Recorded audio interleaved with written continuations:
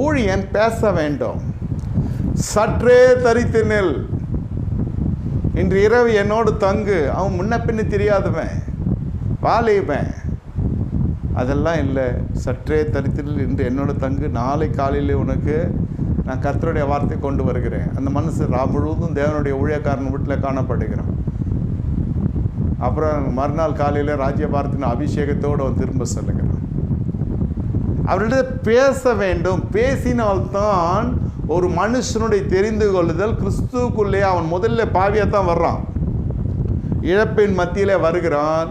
அவன் இழந்ததை பெற்றுக்கொண்டதும் பலது பறந்து விடுகிறது. காரணம் என்னவென்றால் அது பேச்சுவார்த்தை சரியில்லை. அவன் வர்றப்பே தீர்மானம் பண்ணிடுவான், நம்ம போவோம், ஜெபிப்போம், வருவோம், மறுபடியும் சுகம் விடுதலை எல்லாம் பரிகாரம்லாம் முடிந்தோடனே அவன் தாய் சபைக்கு போயிடுவான். சரி போட்டேன் ஐயா,